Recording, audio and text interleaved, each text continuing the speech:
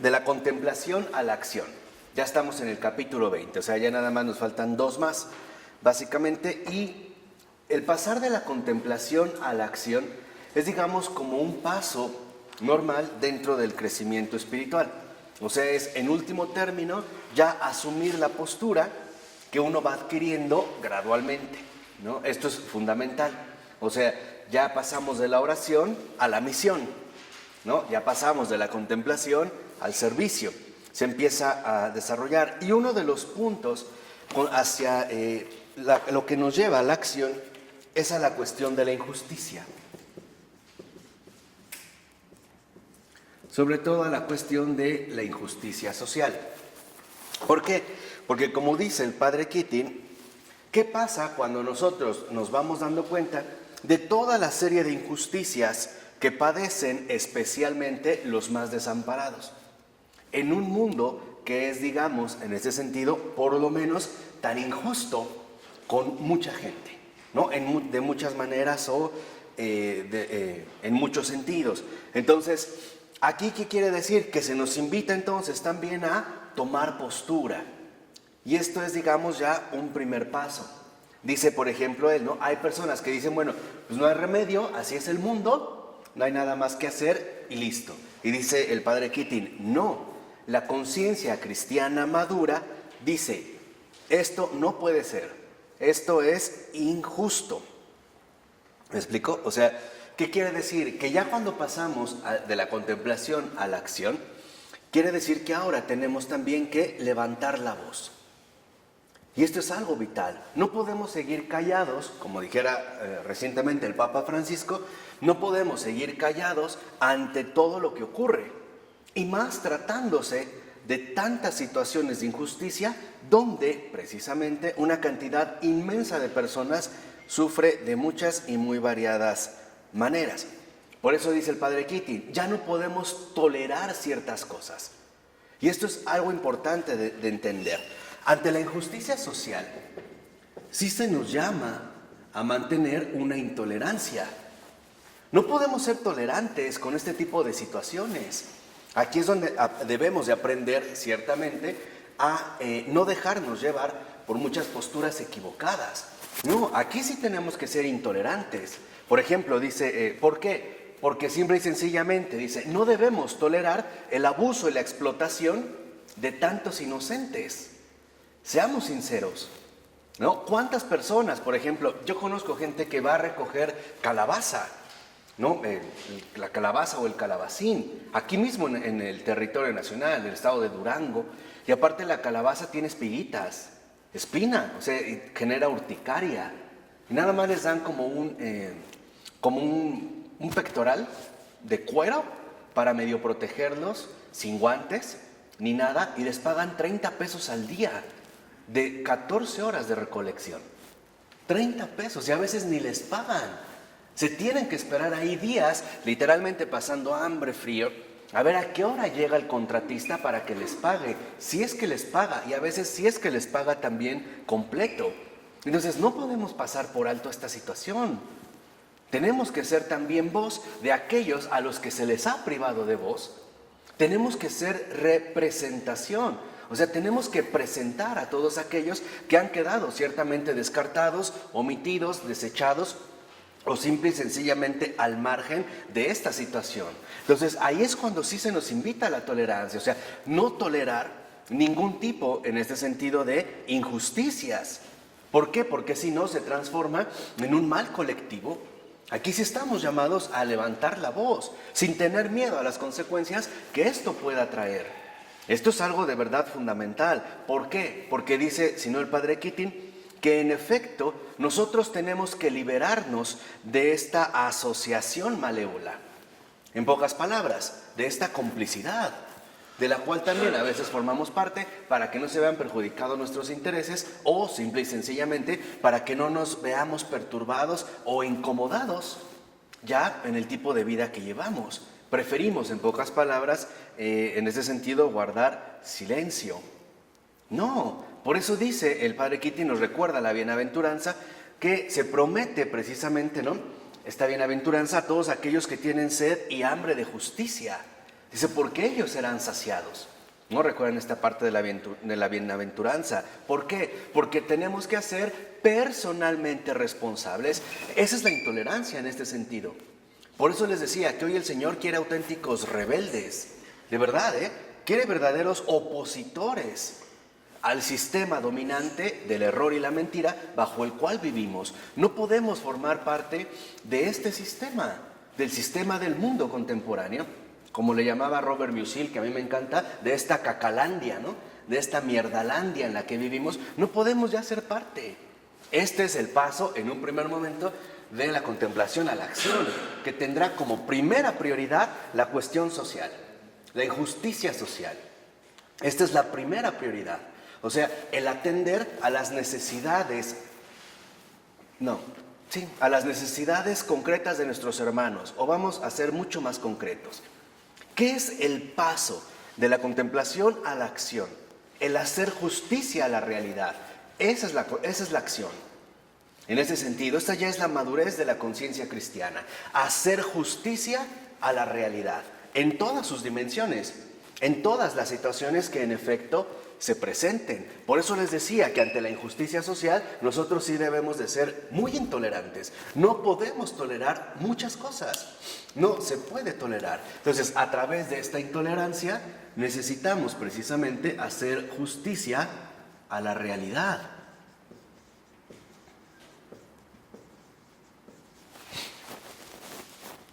¿Cómo es eso de que hay personas que a lo mejor van a ofrecer un cierto trabajo, digamos, de limpieza, y les quieren pagar todavía mucho menos de lo que ellos piden, y todavía repelan? Él te dice, pues 200 pesos, no, te doy 100, te doy 120. Eso también es parte de esta injusticia social, porque de por sí su situación ya es extremadamente precaria. Entonces, si no estamos dispuestos a dar de más, ¿no? O como dijo Ronnie, me dio una gran lección este fin de semana y lo aprendí, lo he estado meditando. Salir al rescate, ese es el perfil de su misión, ahora lo entiendo claramente. En serio, lo trabajé en la meditación todo este fin de semana. Desde ahí, si uno no va a salir al rescate, no puedes empeorar las cosas. En pocas palabras, o aportas o te quitas, pero no puedes empeorar. O das de más o no haces nada, pero no puedes rebajar. Vamos a decirlo así, en lo que nosotros conocemos como el regateo. Siempre, ¿no? Tratando de obtener lo menor. En la cuestión social, a eso es a lo que me refiero, ¿vale? Porque también el mercado tiene sus leyes, que son leyes de mercado. En eso se puede, pero no con las personas. Se trata de una realidad en ese sentido muy diferente. Entonces, hacer justicia a la realidad involucra que nosotros entendamos dicha justicia en tres sentidos. Nuestra responsabilidad personal. Aquí vamos a empezar, ¿no?, al hacer justicia a la realidad, la responsabilidad personal. Y nuestra responsabilidad personal involucra que sepamos precisamente en dónde estamos colocados y qué es lo que nos toca hacer a cada uno de nosotros. De tal forma que esta responsabilidad personal se pueda aplicar en tres ámbitos muy concretos. Primera, ante Dios. Esa es mi responsabilidad, porque estamos llamados a tener hambre y sed de injusticia, de justicia. No ser cómplices de la injusticia o de la degradación en general en la cual vivimos. Dos, también nuestra responsabilidad personal ante todo lo humano. No podemos ser indiferentes ante todo lo que ocurre, precisamente en la vida de todos los hermanos nuestros, sean quien sean, o vivan donde vivan. Por ejemplo, no podemos suponer que porque a lo mejor algo está ocurriendo en un país asiático que geográficamente nos queda tan lejos, pues no tiene que ver con nosotros. Claro que sí, porque somos una sola familia llamada humanidad. O que porque son de otra religión no me interesa, tampoco. Por ejemplo, sabemos de este crimen que acaban de cometer la semana pasada, donde prácticamente masacraron a unas misioneras de la caridad. Y de una manera atroz, en Yemen, que es una república musulmana. A 4, más el chofer, más un colaborador, y un sacerdote está desaparecido de las misioneras de la caridad, ¿no? Hasta el Papa dijo que sí tenía un perfil diabólico por la manera, digamos, en lo que lo llevaron a cabo. Entonces no podemos decir que eso, bueno, no me compete. Claro que me compete. Así le pasara a judíos, musulmanes, no creyentes, ateos, venimos de un patrimonio común, todos tenemos un mismo Padre. Entonces no podemos ser indiferentes ante lo que sucede. Y no solo a todo el nivel humano, sino también al nivel extrahumano. O sea, con todas las situaciones ecológicas que hoy en día, ¿no?, ya no pueden ser ocultadas de manera tan sencilla. En pocas palabras, o sea, tenemos que ser responsables personalmente ante Dios, ante el prójimo y ante la creación entera. Vamos a poner un caso muy sencillo. Si tú por alguna razón tienes una mascota, le tienes que dar mientras viva una dignidad adecuada. En pocas palabras, lo tienes que respetar como lo que es. Por ejemplo, ¿cuál es la mejor manera de hacer feliz a un perro? Pues tratándolo como perro. Si no, para eso es un perro. Y lo que le encanta es ser perro, no quiere ser gato o ave, quiere ser perro. Lo mismo, si tienes una plantita, un cultivo, respétalo, nada de que se te secó, lo dejaste ir, cuídalo, respétalo, o sea, dale dignidad. También en todo, digamos, a referirnos a toda la cuestión de la creación. ¿Por qué? Porque como dice el padre Kitty, ¿no?, nosotros no podemos ya suponer que esta es una realidad, o no podemos ya olvidar que esta es una realidad que al parecer está empeorando día con día. Eso es respetar, o sea, debemos respetar la dignidad de cada ser existente. Este es un paso fundamental en todos los niveles, porque claro, hoy en día mucha gente se queda en lo humano, sí, pero la conciencia cristiana madura abarca todo lo creado, comenzando por la responsabilidad que tengo ante Dios, de abrirme a Él, de responder a mis hermanos y de cuidar y custodiar la creación entera. Por eso al hombre se le da la creación, se le coloca como un rey de la creación. ¿Por qué?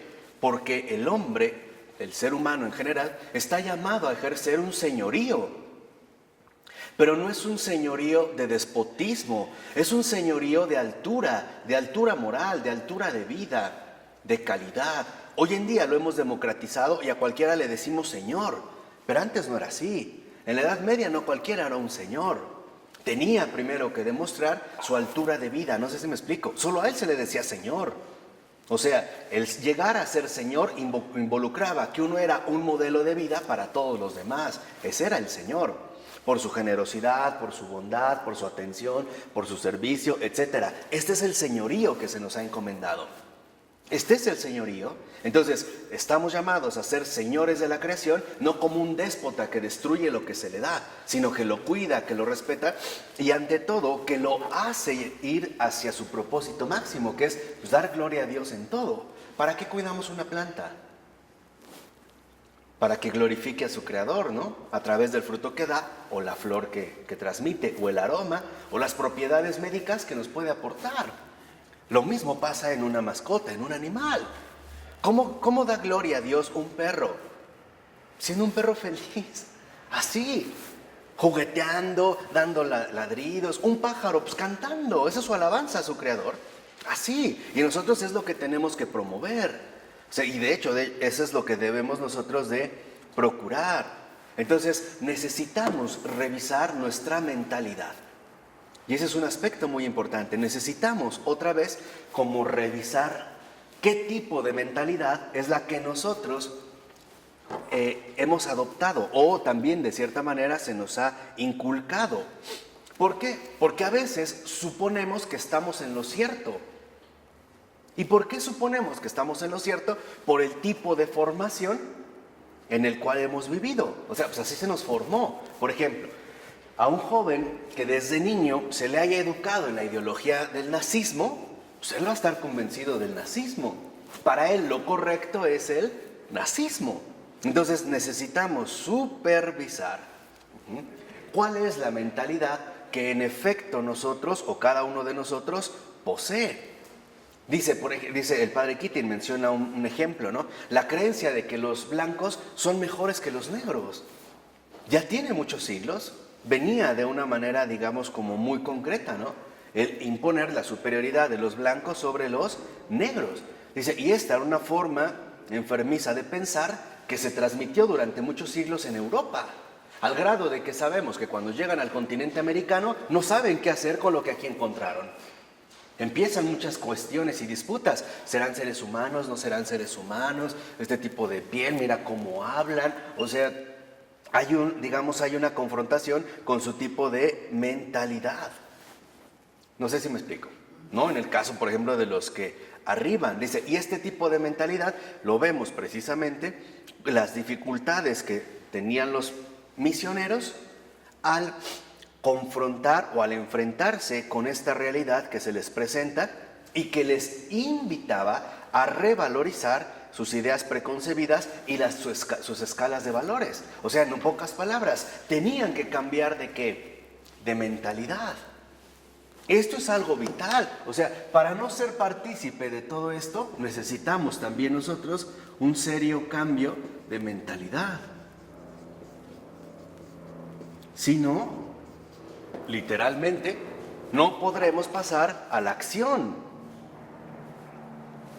Dice el padre Keating, así por ejemplo, a muchos misioneros, simple y sencillamente, no se les ocurrió tratar de vivir el evangelio al interior de esa cultura de todas las maneras que fueran posibles. Simple y sencillamente, o buscaron mantenerse apartados, o buscaron eliminar aquella riqueza cultural que en este sentido se les ofrecía, ¿no?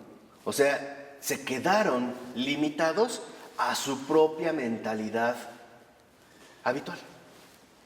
Acuérdense, siempre el Señor es exigencia de creatividad continua. En pocas palabras, siempre el buen espíritu nos invita a novedades sorprendentes, a aperturas arriesgadas, a desafíos inquietantes. Esto es un signo muy claro del buen espíritu. Siempre es como un desafío inquietante que no sabemos hacia dónde nos va a dirigir o que precisamente no sabríamos cómo afrontar, al menos no de entrada. Sí, o sea, en estos rasgos siempre se nos invita a una creatividad constante, ¿no? Una creatividad constante, o sea, siempre es como un desafío inquietante para nuevos caminos, porque el Señor hace en este sentido todo nuevo. Y para muchos que a lo mejor nos hemos limitado a nuestra mentalidad habitual, esto puede resultar algo inaceptable. Lo vimos con el Concilio Vaticano II, al grado de que muchos reaccionaron de una manera, vamos a decirlo así, ultraconservadora, y no quisieron dar ese paso, de manera que se pudiera abrir. Y entonces se quedaron resguardados bajo la noción de tradición. Y así van a aparecer los tradicionalistas, diciendo que este paso nuevo al que el Señor nos invita no se puede llevar a cabo. Entendamos algo, las obras de Dios siempre son insólitas y siempre hasta el fin del mundo van a provocar dos reacciones básicas, o locura o escándalo, para algunos, ¿no? Algunos dirán eso es locura, otros dirán eso es inaceptable, o sea, locura y escándalo. Pero esto es parte, digamos, central de lo que en efecto se ha llevado a cabo. Por eso para muchos siempre veremos que las obras del Señor, manifestadas de manera muy concreta en su iglesia, son o locuras o de plano ya, digamos, cosas inaceptables, ¿no? Siempre habrá como esta especie de lucha. Por eso menciona al padre B. de Griffiths, que radica en la India.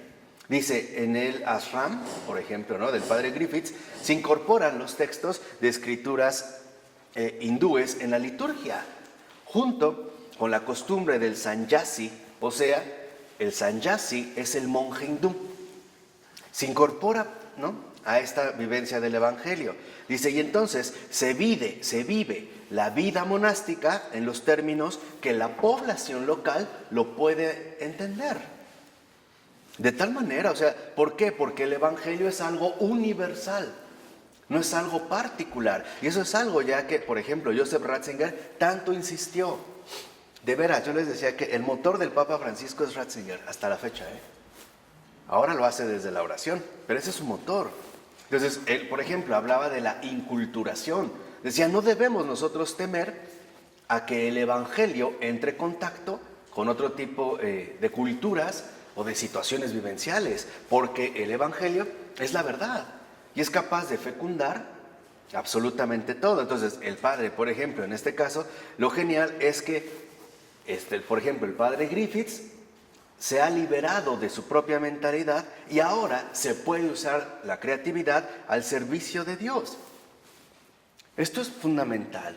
O sea, ¿qué es lo que en último término se requiere para realizar una misión? Libertad, libertad de espíritu, para hacer lo que el Señor en ese sentido vaya indicando. Por eso dice, esto es haber superado a veces la limitación de nuestra educación religiosa primaria y de los valores, actitudes o costumbres que asumimos o que adoptamos desde pequeños a través de nuestra cultura y de nuestra educación. ¿Sí me explicó? O sea, esto es algo vital, porque sí, hay como una grave tentación en cada uno de nosotros y es suponer que la manera en la que fuimos educados lo es todo. Y no es así. No es así. O sea, siempre se nos invita a algo más. Quisiera poner un ejemplo muy sencillo. El profeta Jonás. ¿Por qué Jonás en realidad no quería ir a Nínive? ¿Por qué? O sea, preguntémonos algo muy sencillo. ¿Por qué el profeta Jonás no quería ir a Nínive? No es porque le tuviera miedo a esa gran ciudad. Porque simple y sencillamente a Jonás le molesta que Dios ahora quiera extender su bondad a un pueblo tan alejado. Y aparte tan pecador. Lo vimos ayer hasta en el Evangelio, ¿no? Esa es la molestia también del Hijo. ¿Qué le molesta en pocas palabras? Pues que el Padre sea bueno. Esa es la molestia de Jonás. Y lo vemos, la obra que realiza en Nínive, y no después Jonás se aleja y va a hacer un berrinche. Y no el Señor le dice, ¿no? ¿Te parece bien enojarte de esta manera? Por un ricino que creció y se secó. Y yo no me voy a preocupar por una ciudad donde hay más de 120,000 niños y ganado. O sea, niños y ganado, lo que les decía, preocupándose no solo por lo humano, también por lo ¿qué? Lo extrahumano. Y esto Jonás no lo puede entender. O sea, en este sentido es lo que quiero que les quede muy, muy claro. Se necesita realmente vivir la católica, la verdadera catolicidad, que no le tiene miedo a nada, que no se detiene ante nada, sino que avanza con valentía y con la seguridad de que el Señor siempre va adelante y que tiene grandes planes, aunque por el momento nosotros no lo comprendamos. O sea, la Iglesia tiene que entender nuevamente lo que es el seguimiento no miedoso, un seguimiento no cobarde, un seguimiento auténtico, un seguimiento radicalidad al Señor Jesús, para que se realice lo que quiera. Lo vimos con sus apóstoles, vayan y prediquen al mundo entero. Lleven el Evangelio, ¿no? ¿Cuál es el Evangelio? Pues que Dios nos ama. Este es en esencia el Evangelio. Dios es amor. Este es el punto. No les dijo, si no hablan hebreo, no les hablen. Si no comparten sus creencias, los dejan. No, vayan y prediquen el Evangelio hasta los confines del mundo. Entonces, ¿qué es lo que necesitamos? Apertura. Aprender que la obra es del Señor, no nuestra, y a no escandalizarnos a través de nuestros propios criterios. Por eso, fíjense, dice el padre Keating, habría existido la posibilidad de que la población católica en general se hubiera doblegado tan dócilmente al régimen nazi, si se hubiera encontrado más allá del nivel de conciencia básico y hubiera asumido su propia responsabilidad personal en relación con el nazismo. Lo mismo podemos decir ahora en México en la cuestión del aborto. Por ejemplo, se aprobó. Y todo parece que para nosotros pues, no ocurrió nada, no pasó. Dice, por el contrario, tenemos el ejemplo de Franz Jagerstetter. Dice, él rehusó unirse al ejército alemán por su creencia básica de que la guerra era injusta. Tenía una familia que amaba, pero esa no era su prioridad. O sea, en realidad, lo que le decía a su conciencia era muy concreto. Tú no puedes respaldar a un régimen injusto, ni a su guerra. Y se negó a entrar al ejército cuando lo reclutaron. De ahí entonces lo encarcelaron y después lo decapitaron. Dice, y en efecto él, por ejemplo, es para nosotros un mártir auténtico de nuestra religión. ¿Por qué? Porque es un mártir de la conciencia. y esto es algo fundamental, hoy se nos invita, vamos a decirlo así, se quiere comprar por todos los medios nuestro propio silencio. Lo que no se quiere es que hablemos. Lo que se quiere siempre es que nos quedemos callados. Así es como funciona la corrupción, ¿no? El llegar a suponer que todo tiene un precio para que se calle y esto siga, ¿o no? ¿Cuánto porque no salga esto, por manejar aquello, por cambiar esta noticia, por dar esta otra información? O sea, finalmente tergiversar. ¿Por qué? Porque así se apaga la voz. Se apaga en este caso también pues, la palabra. Y eso es lo que no podemos hacer. En este sentido, se nos invita a asumir nuestra propia responsabilidad personal, a un auténtico, ¿no? Como lo mencionamos, cambio de mentalidad. Por eso también dice el padre Keating, ¿o no se habló también de los bienaventurados que trabajan por la paz? Dice, Jesús no dijo, bienaventurados los que aman la paz. No, dijo los que trabajan por la paz. ¿Quiénes son los amantes de la paz? Dice, los que no quieren causar ninguna conmoción y por lo tanto disimulan aquellas situaciones que los pueden hacer quedar mal. Esos son solo los que aman la paz. No, mira, no te metas en problemas, déjalo. No hagas más olas, ¿no? Decimos aquí, no revuelvas el agua, deja que ahí la cosa pase. Dice, no, los sistemas capitalistas, por ejemplo, se sienten cohibidos ante tantos desamparados. ¿Y qué es lo que buscan? Hacerlos desaparecer. Por lo menos tratan de ocultarlos, ¿no? Tratar, digamos, como de hacerlos a un lado. Dice, por eso las autoridades saben muy bien cómo manejar a los amantes de la paz. Porque estos amantes de la paz son los que no quieren enterarse ni saber nada de la opresión y la miseria de sus hermanos. Esos son los amantes de la paz. No, mira, a mí no me informes de que sucede esto, de que hay aquello, yo quiero vivir en paz, yo quiero vivir tranquilo, no quiero ver noticias, no quiero ver periódicos, o sea, quiero finalmente no verme perturbado, ¿no? Dice, no, por eso es importante que en nosotros crezca esta responsabilidad, esta madurez, para que entendamos que, en efecto, sí se nos ha llamado a tomar una postura. Y que esto es vital. O sea, no podemos ser indiferentes ante todo lo que ocurre. Esto es algo importante. O sea, no solo se trata de amar la paz. No, se trata de trabajar por la paz. Estos son, digamos, los pacíficos. Dice, y aquí, por ejemplo, sabemos que al menos uno de los requisitos básicos de la teoría de la guerra justa era no herir ni matar al inocente, por ejemplo. Antes las batallas eran a campo abierto y solo iban los ejércitos, ¿no?, rivales que se van a enfrentar. Hoy en día no sucede esto. Hoy los principales focos de ataques son las ciudades, donde están precisamente los civiles. Hoy ya no hay, digamos, como estas diferenciaciones. Dice, ahora precisamente, lo que vemos es que las guerras, por ejemplo, del siglo XX, han matado a muchísimos más civiles que a soldados. Quiere decir que algo ha cambiado. Los soldados, y ahora que tenemos drones y no sé qué tantas cuestiones y bombardeos a distancia, pues entonces las bajas reales militares son mínimas.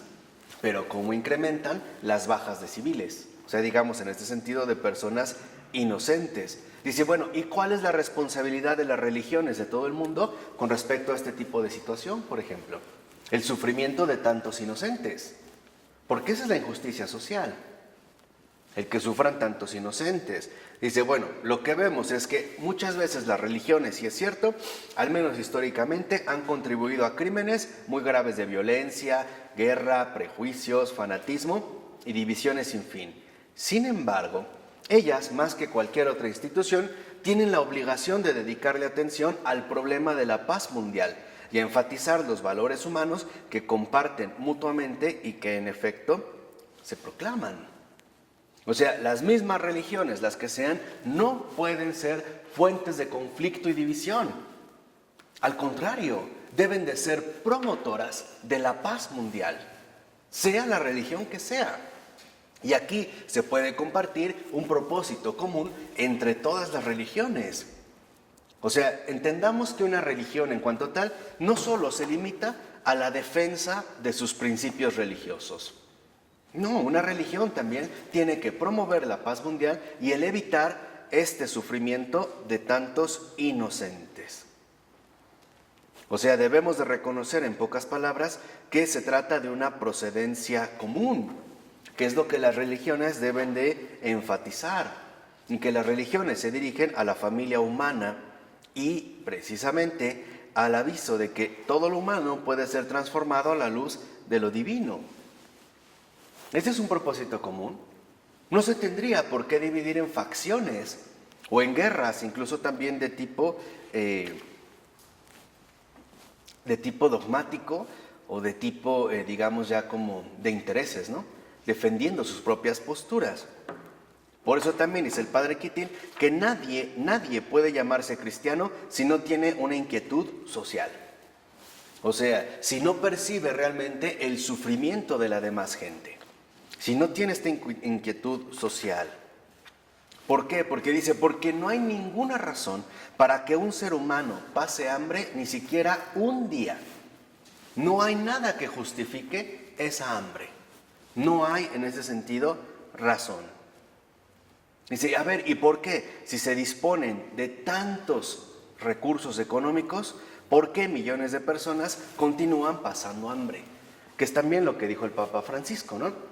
Con que no hay dinero para alimentos o para crear trabajos, pero sí para hacer la guerra, ¿no? Para eso sí hay. Para eso sí hay recursos. ¿Cuánto cuesta un misil? Un simple misil. ¿Cuánto cuesta? Dice, no hay en realidad pretextos para que se pase hambre. Dice, y no obstante, lo que en realidad genera el hambre de tantas millones de personas es la codicia. ¿Qué es la codicia? El querer acapararlo todo para uno mismo. Codicia es ver por los propios intereses. Eso es codicia. A costa de muchos otros. E incluso a costa de millones de vidas más. Esa es la codicia. Dice, la codicia proviene de una mentalidad que no sabe preguntar lo que se debe preguntar y de un concepto mundial totalmente atrasado. O sea, la codicia es velar por los propios intereses sin ponerme a pensar o a reflexionar qué repercusiones tiene para las demás personas. Eso es codicia. Los mandamientos, no codiciarás. Exactamente, ¿no? No codiciar. O sea, es este punto. No que por ti, a ver, lo que se nos dice en el mandamiento es que por ti los demás no tengan que sufrir. Eso es lo que se nos dice, es la codicia. La codicia es hacer sufrir a los demás por mi propia ventaja, por mi propio afán, por mi propia avaricia, o en ese sentido, codicia. Esa es la codicia. La codicia es el que ve por lo suyo sin que le importe lo demás. Ni en lo humano, ni en lo extrahumano. Esa es la codicia. Lo hemos visto hoy, por ejemplo, aquí en este país y alrededor del mundo entero. ¿Cuántos arrecifes de coral o reservas naturales no se pierden y se destruyen por la codicia? Por ganar una licencia a la construcción de un resort y todas las ganancias que de ahí se pueden generar. Y también, seamos sinceros, para fomentar de cierta manera el lavado de dinero. No podemos ser ingenuos a este respecto. Sí, pero ¿a costa de qué? ¿Quién la va a pagar? Porque alguien la tiene que pagar, ¿no? En este caso, en la cuestión de la codicia. Por eso dice, en realidad se debe de realizar un trabajo común. Y ese es el primer rasgo de un cambio de mentalidad. El darnos cuenta que lo que nosotros realicemos o realizamos requiere de un trabajo común. Y ese trabajo común forma parte de un esfuerzo. De un esfuerzo, en este sentido también muy concreto. Y en este trabajo común deben de prevalecer lo siguiente. Primero, el diálogo, la armonía, la cooperación, el perdón y la compasión. Son rasgos que hoy en efecto se necesitan mucho en este mundo contemporáneo. Diálogo, armonía. Cooperación, Gracias. perdón y compasión. De hecho, el perdón es algo más grande todavía que la mera justicia. No se trata de una simple justicia, se trata de hacer justicia, de llevarlo todavía un paso más adelante. Por eso nos insiste el Padre Keating que los problemas que hoy afrontamos se tienen que resolver con gran creatividad y a partir de una renovación interior que nos permita darnos cuenta de la dimensión de los problemas que hoy suceden en todo el mundo. Se requiere una renovación total para estar a la altura de los tiempos, ¿no? Dice, por ejemplo, una de estas relaciones es la que tenemos con el globo terrestre, con el planeta en el cual vivimos, ¿no? Dice, lo menos que podemos hacer es dejar a la siguiente generación lo mismo que encontramos, es lo mínimo.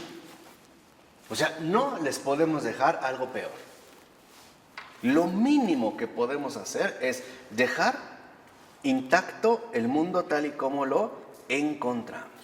Dice, y aquí debemos detenernos a pensar qué sucede cuando nosotros lo dejamos. La cosa no acabó ahí. Hay muchas otras personas que vendrán después y que tienen el mismo derecho de nosotros a vivirlo o a compartirlo. Entonces, es más, nuestra tarea no solo es transmitir el mundo, o digamos pasar, ¿no?, a los demás el mundo tal y como lo encontramos, sino al contrario, mejorarlo, aportar algo más. Pavel Florensky decía que el que no logra mejorar, aunque sea un poco el mundo, vivió en vano. O sea, su vida pues, no sirvió para nada. Si no lo logró, aunque sea mejorar un poquito, aunque sea un poco, a través, digamos, de su esfuerzo personal. O sea, no tenemos que dejarnos llevar por la falsa idea de que nosotros vamos a morir y que ahí termina todo. No es cierto. Hay generaciones venideras a la cual se nos ha invitado a dejarles algo mejor, al menos un poco mejor de lo que ya de hecho lo encontramos nosotros, ¿no? Entonces, si es así, necesitamos introducirnos realmente en Cristo. O sea, necesitamos una verdadera introducción a Cristo, de tal forma que podamos introducirnos en la mente de Cristo, en los sentimientos de Cristo, en el pensar de Cristo, en el vivir de Cristo. Dice, si es así, entonces nos identificaremos, por ejemplo, con el sufrimiento de los demás y extenderemos la mano para ayudarles en la medida de nuestras posibilidades. O sea, realmente nos comprometeremos con la redención del mundo. Esta es parte de la agonía de Jesús.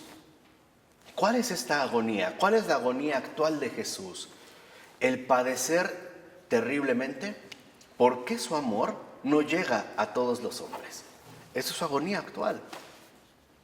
Y ciertamente no llega a todos los hombres porque quizá cada uno de nosotros se lo impide.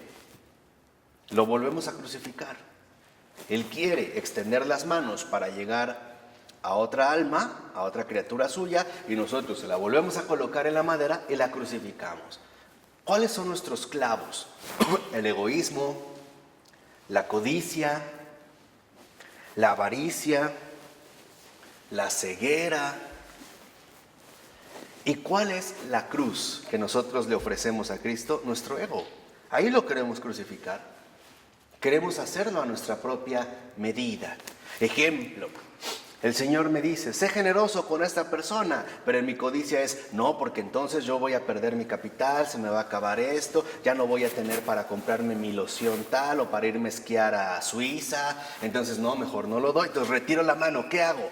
Se la pongo a Cristo y lo crucifico, le entierro nuevamente uno de mis clavos. Eso lo hacemos de manera bien frecuente. Por ejemplo, a veces el Señor me dijo, guarda silencio, no seas prudente. Ah, no, pero ahora me escucha. Y le pongo otra vez una corona de espinas, como diciendo, tú no pienses, yo no quiero pensar como tú. Yo quiero darle rienda suelta a mis propios pensamientos. ¿O no lo hacemos así? ¿Cuántas veces nos nace hacer una buena obra y no le damos continuidad? Jesús nos dice, dame de beber. ¿Y qué hacemos?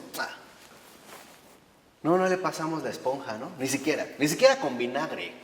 Bueno, yo creo que ni esponja tenemos. que es lo peor de todo. Y vinagre, nada. Esa es la agonía de Jesús. Y ahí cada uno de nosotros está presente, ¿eh? Así que no crean que solo los judíos o los romanos lo crucificaron, no es verdad. Todos nosotros hemos metido mano. Todos. Todos nosotros, aunque sea un clavo, le hemos enterrado. Una espina. Y hay quienes en efecto le hemos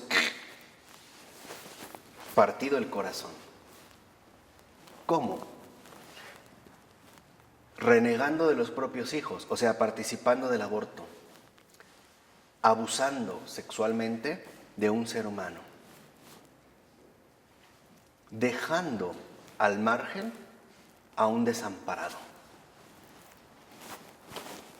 abusando emocional, física y psicológicamente de un anciano, por ejemplo. Eso sí es ya atravesarle el corazón. La trata de personas, la venta de órganos, la prostitución infantil y otros tantos. Ahí está su agonía actual.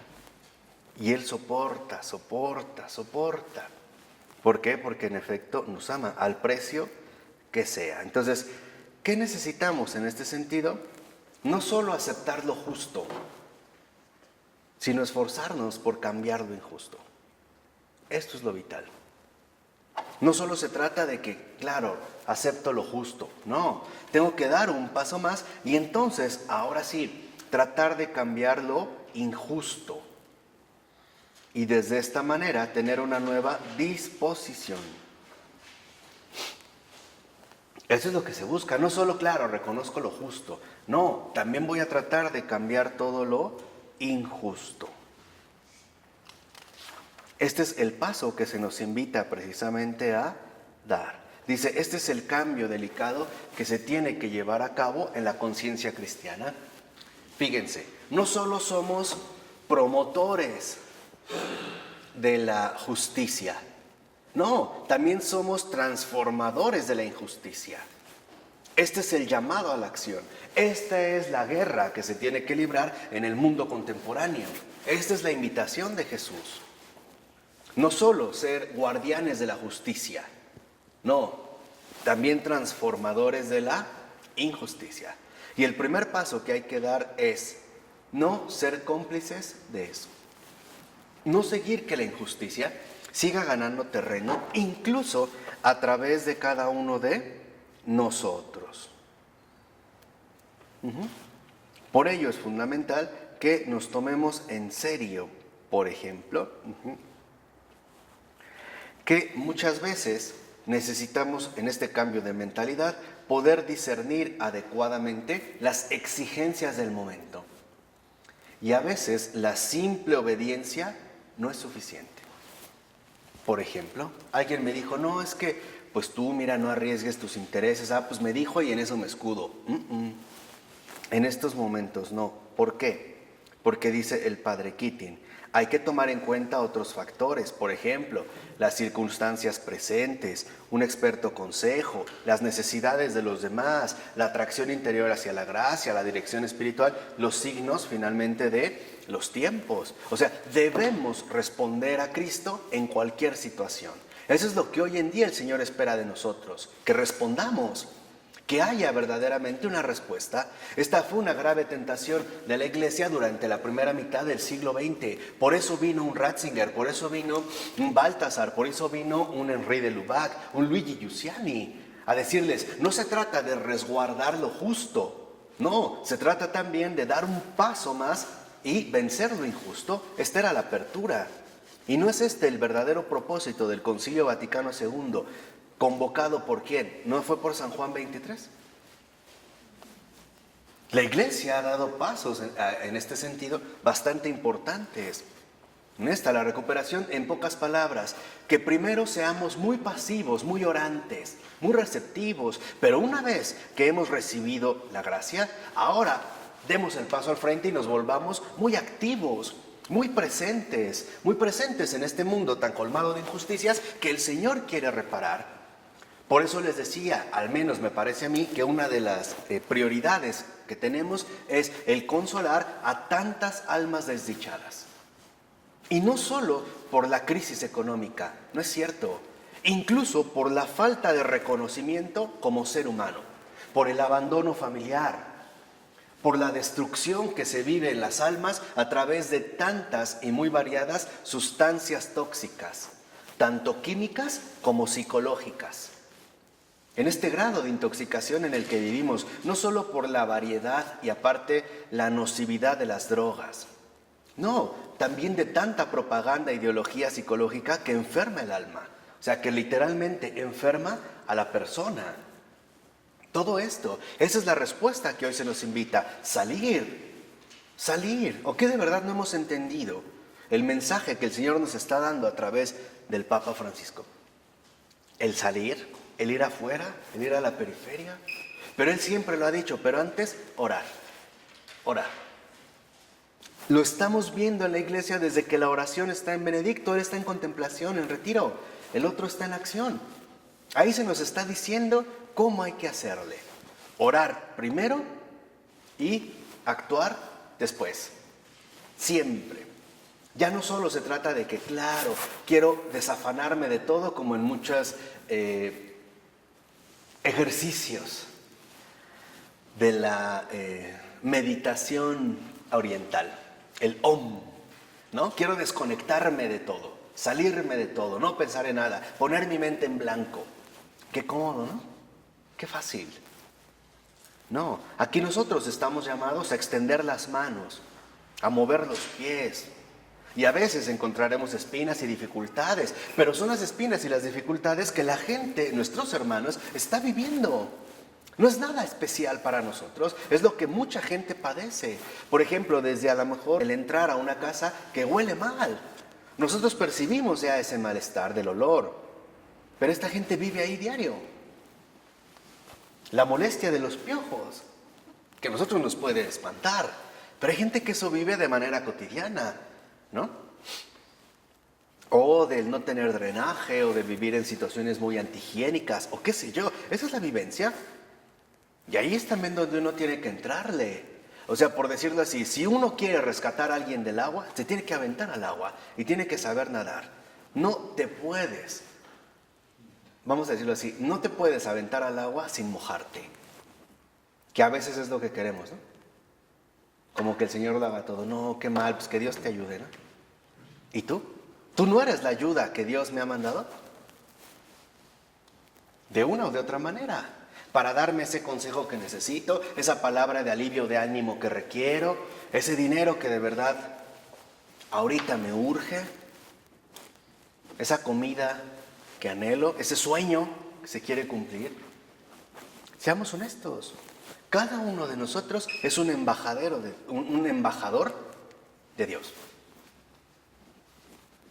Lo importante es, ¿somos fieles en este envío o no? ¿Somos realmente discípulos de Cristo o enemigos de Cristo? Así que no solo nos debemos de preocupar por nuestros problemas locales, sino por los problemas mundiales que atraviesa toda la familia humana. De tal forma que entonces el Evangelio es realmente la respuesta viva a los verdaderos desafíos que hoy el mundo nos plantea. Entonces, para resumir y acabar con este capítulo 20. Sin oración no puede haber acción real, auténtica. Habrá precipitación, equivocación, pero sin oración no puede haber acción. Y esta acción no se limita a nuestro entorno inmediato, es decir, a nuestra propia vida. El verdadero crecimiento espiritual del cristiano nos lleva finalmente a entender lo siguiente. Yo tengo que estar bien preparado por las necesidades de los demás, no por mí. Tener gracias, dones, ciencia, qué sé yo, no es por mí. Es porque los demás lo necesitan. Y de eso se me dará cuenta. De eso se me pedirá cuenta. Todos los dones, capacidades y recursos que se nos han dado, tanto materiales como inmateriales, solo se nos han dado para administrar, para hacerlos llegar a aquel a quien se le necesite. Si alguien tiene mucha inteligencia, no es por algo personal, es porque los demás lo requerirán ahí donde el Señor lo envíe. Si alguien tiene mucha elocuencia, mucha sabiduría, etcétera, ahí lo van a necesitar. O mucha paciencia. Por eso entendamos, yo tengo que hacer oración para no defraudar al buen Dios. Para eso. Si yo no me preparo, muchas almas quedarán desamparadas. Y yo tendré que responder de ese desamparo, de una o de otra manera. Por eso en esta Cuaresma me parece que un buen paso, literalmente para empezar, es reconocer que sí, hemos pecado contra el cielo y contra el hermano. Padre, he pecado contra el cielo y contra ti. O sea, he fallado en lo celeste y en lo terrestre. No solo he ofendido a Dios, también he ofendido a mi prójimo. Y acuérdense lo que nos dijo San Juan. El que dice amar a Dios pero no ama a su prójimo, miente. Pues pidamos del Señor que nos libre de la mentira, que realmente nos quite el miedo que nos impide avanzar y que nos dé fortaleza para seguir adelante, demostrándole al mundo y mostrándole a través de, en carne propia, a través de nuestra cercanía, de nuestra presencia en este mundo, cuánto nos ama. ¿De acuerdo? Vamos a dejar de aquí. En nombre del Padre, del Hijo, del Espíritu Santo. Amén.